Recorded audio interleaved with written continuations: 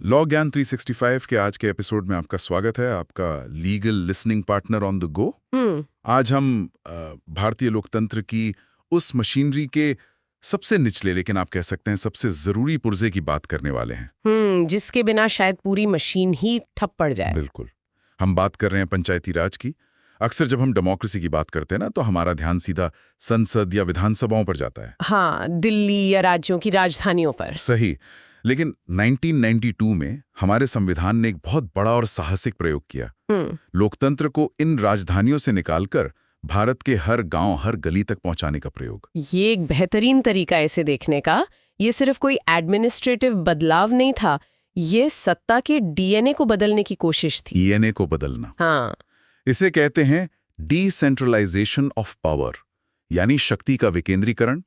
73वें संवैधानिक संशोधन से पहले पंचायतें राज्यों की दया पर थीं।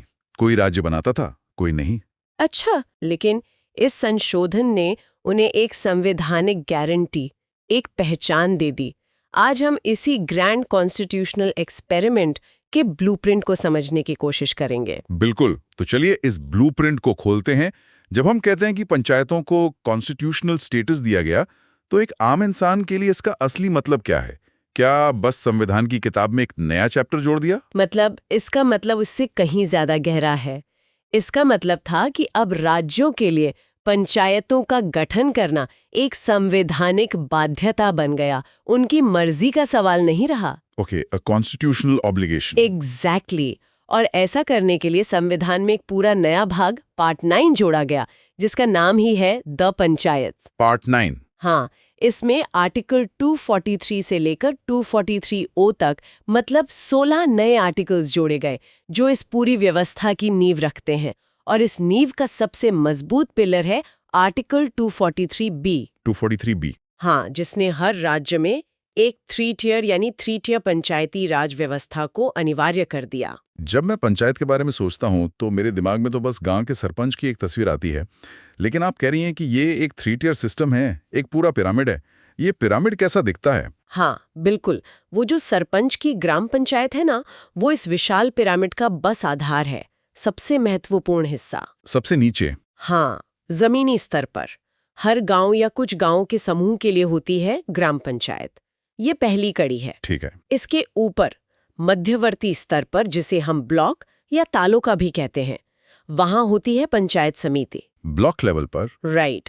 इसका काम कई ग्राम पंचायतों के बीच तालमेल बिठाना और बड़ी योजनाओं को लागू करना है।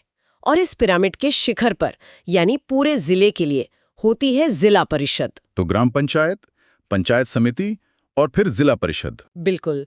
ये संरचना सुनिश्चित करती है कि प्लानिंग सिर्फ ऊपर से नीचे ना आए, बल्कि नीचे से ऊपर भी जाए।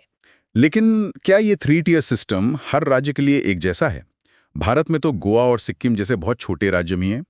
क्या उनके लिए भी ये तीनों स्तर बनाना जरूरी है? नहीं, यहीं पर हमारे संविधान की खूबसूरती दिखती है। ये कठोर नहीं, बल्कि बहुत प्रैक्टिकल है। अच्छा।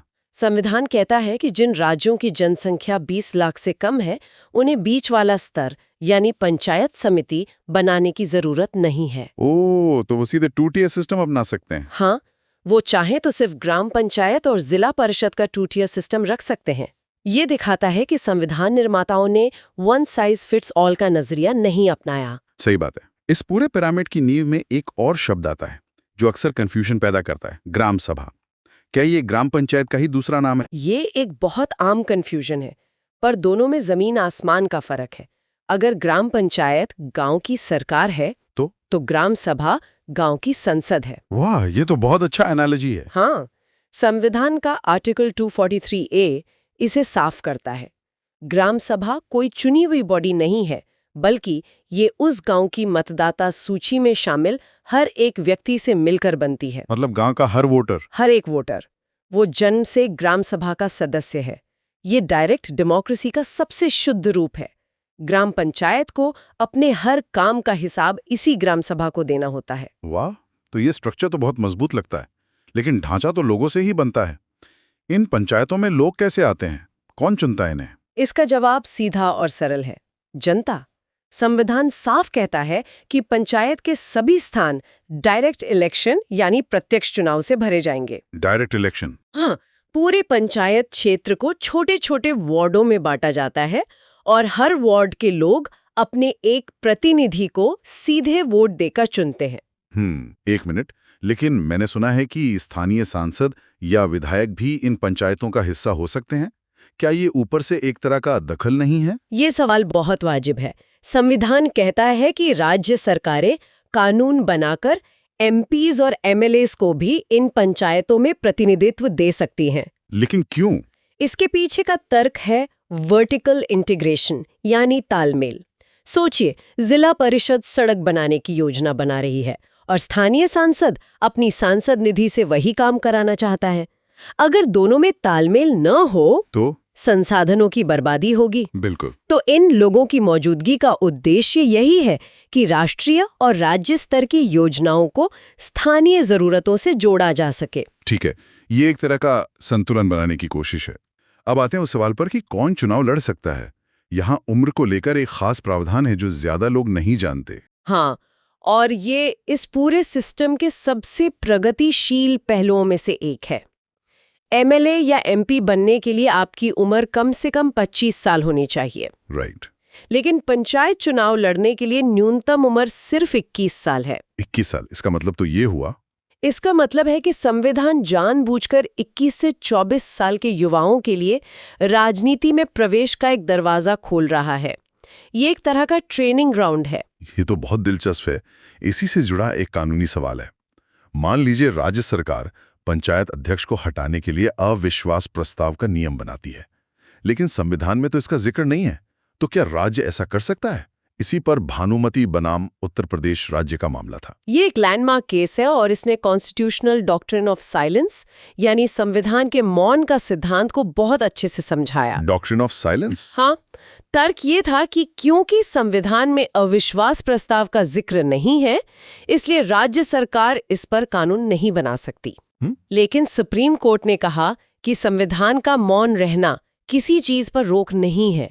संविधान ने एक मोटा ढांचा दे दिया है। जब तक राज्य का कानून उस ढांचे का उल्लंघन नहीं करता, उसे कानून बनाने की पूरी आजादी है। अच्छा। कोर्ट ने कहा कि लोकतंत्र में जवाबदेही सबसे जरूरी है और अविश्वास प्रस्ताव उसी जवाबदेही का एक तरीका है। ये तो हुई राजनीतिक संरचना की बात, लेकिन 73वें संशोधन का एक और बड़ा मकसद था, एक सामाजिक क्रांति लाना। मैं बात कर रहा हूं आरक्षण की। आप बिल्कुल सही कह रहे हैं। ये सिर्फ राजनीतिक नहीं, बल्कि एक सामाजिक दस्तावेज भी है। आर्टिकल 243D इस पूरी व्यवस्था की आत्मा है। कैसे? ये कुछ क्रांतिकारी प्रावधान करता है। पहला, शेड्यूल्ड कास्ट और शेड्यूल्ड ट्राइब्स के लिए उनकी जनसंख्या के अनुपात में सीटें आरक्षित होंगी। मतलब, अगर किसी पंचायत क्षेत्र में 30% आबादी एसटी समुदाय की है, तो 30% सीटें उन्हीं के लिए आरक्षित होंगी। Fair enough. ये कोई एहसान नहीं, बल्कि उनका हक है। और महिलाओं के लिए जो प्रावधान है, उसने तो जमीनी स्तर पर सब कुछ बदल दिया होगा। निश्चित रूप से ये इसका सबसे क्रांतिकारी कदम है। संविधान ये अनिवार्य करता है कि पंचायतों में कुल सीटों में से कम 1/3 1/3 सीटें महिलाओं के लिए आरक्षित होंगी। 1/3? हाँ, और ये सिर्फ सदस्यों के पद के लिए नहीं, बल्कि अध्यक्ष चेयरपर्सन के पद के लिए भी लागू होता है। इसने लाखों महिलाओं को, जो कभी घर से बाहर नहीं निकली थीं, उन्हें अपने गांव का नेतृत्व करने का मौका दिया। यहाँ एक कानूनी पेच है। हम सबने इंदिरा साहनी केस के बारे में सुना है, जिसने आरक्षण पर 50% की सीमा तय की थी। लेकिन एक मामला है यूनियन ऑफ इंडिया बनाम राकेश कुमार, जिसमें सुप्रीम कोर्ट ने अनुसूचित क्षेत्रों में अध्यक्ष पद के लिए 100% आरक्षण को भी सही ठहराया। ये 50% की सीमा का उल्लंघन नहीं है। ये एक बहुत ही शानदार सवाल है। सुप्रीम कोर्ट ने इस मामले में बहुत महत्वपूर्ण अंतर स्पष्ट किया। उन्होंने कहा कि इंदिरा साहनी केस में तय की गई 50% की सीमा सरकारी नौकरियों और शिक्षा पर लागू होती है। लेकिन राजनीतिक प्रतिनिधित्व का मामला अलग है।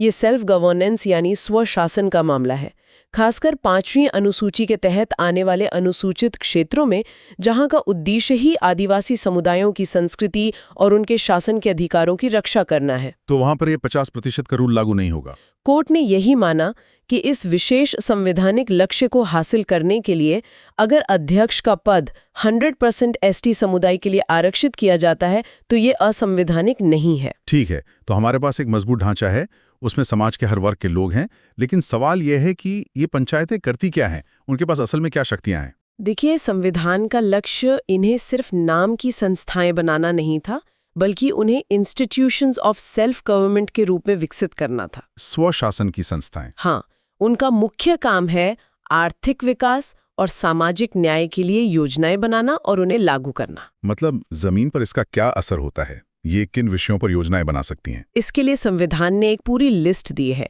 11वीं अनुसूची, 11th शेड्यूल, जिसमें 29 विषय है। 29 सब्जेक्ट्स। हाँ, सोचिए इसमें क्या क्या है। कृषि, लघु सिंचाई, मतलब गांव का तालाब कहाँ खुदेगा, नहर की सफाई कैसे होगी। अच्छा, बहुत बेसिक चीजें। बिल्कुल, जो सीधे लोगों की जिंदगी को छूती हैं। सड़कें, पीने का पानी, मतलब हैंडपंप कहाँ लगेगा, स्वास्थ्य और स्वच्छता, राशन की दुकान ठीक से चल रही है या नहीं। ये सुनने में बहुत शक्तिशाली लगता है, लेकिन यहाँ एक बड़ा सवाल खड़ा होता है, और शायद यही इस सिस्टम की सबसे बड़ी चुनौती है।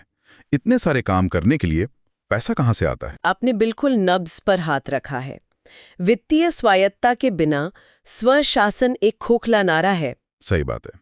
संविधान निर्माताओं को इसका अंदाजा था, इसलिए उन्होंने इसके लिए भी प्रावधान किए। पहला है आर्टिकल 243H। 243H। हाँ, जो राज्य विधानमंडल को ये अधिकार देता है कि वो पंचायतों को कुछ छोटे मोटे टैक्सेस, ड्यूटीज, टोल्स और फीस लगाने और वसूलने का अधिकार दे। जैसे स्थानीय बाजार या मेलों पर कर या घरों पर मामूली टैक्स। लेकिन इससे तो बहुत कम पैसा इकट्ठा होता होगा। क्या कोई और मजबूत व्यवस्था है? हाँ, और वो है इस सिस्टम का फाइनेंशियल बैकबोन, आर्टिकल 243I। इसके तहत हर राज्य के राज्यपाल को हर 5 साल में एक स्टेट फाइनेंस कमीशन का गठन करना अनिवार्य है। State finance commission? हाँ, इसे आप राज्य और स्थानीय सरकारों के बीच होने वाली एक जरूरी पारिवारिक बजट मीटिंग की तरह समझ सकते हैं। ये अच्छा एनालॉजी है। इस आयोग का काम है राज्य सरकार को ये सिफारिश करना कि राज्य अपनी टैक्स की कमाई का कितना हिस्सा पंचायतों के साथ बांटेगा।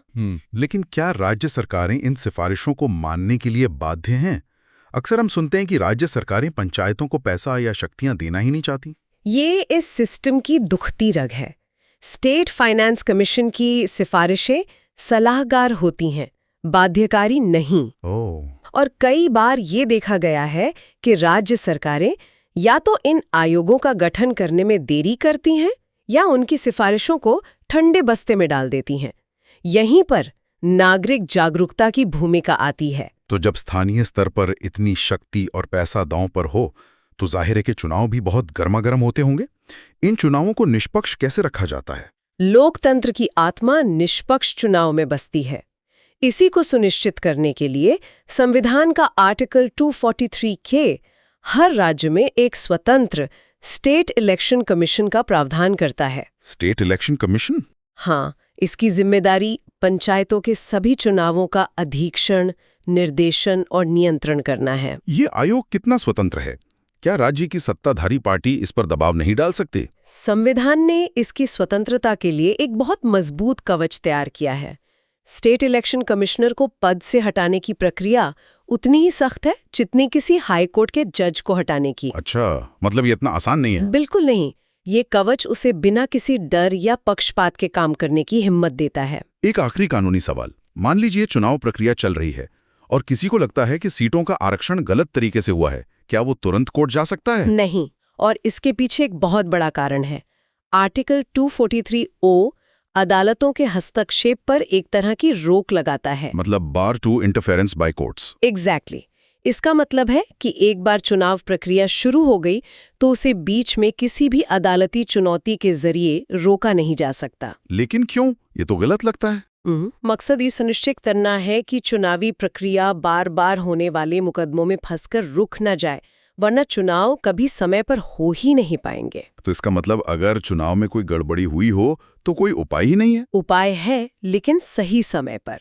वही आर्टिकल कहता है कि चुनाव पूरा हो जाने के बाद एक इलेक्शन पिटीशन के माध्यम से उसे चुनौती दी जा सकती है। अच्छा, चुनाव के बाद? हाँ, ये व्यवस्था प्रक्रिया की समयबद्धता और निष्पक्षता की जांच के बीच एक बहुत जरूरी संतुलन बनाती है। तो आज की इस पूरी चर्चा को समेटें तो हमने पंचायती राज के संवैधानिक ब्लूप्रिंट को देखा, उसकी त्रिस्तरीय संरचना, उसमें समाज के हर तबके का प्रतिनिधित्व, उसकी शक्तियां, ये वाकई एक बहुत विस्तृत खाका है। हाँ बिल्कुल, लेकिन एक अंतिम विचार ये है कि संविधान एक बेहतरीन गाड़ी तो बना सकता है, लेकिन उसे चलाने के लिए ड्राइवर और ईंधन की जरूरत होती है। ड्राइवर है चुनी हुई पंचायतें हैं और ईंधन है वास्तविक शक्तियां और फंड्स। संविधान ने ढांचा दे दिया, पर इसकी असली सफलता इस बात पर निर्भर करती है कि राज्य सरकारें कितनी ईमानदारी से शक्तियों और फंड्स का हस्तांतरण करती हैं। सही बात है। ये एक निरंतर चलने वाला संघर्ष है। और सुनने वालों के लिए एक विचार छोड़ जाते हैं, संविधान ने स्थानीय स्वशासन के लिए क्या और कैसे तो बता दिया है, लेकिन क्यों पर सोचें।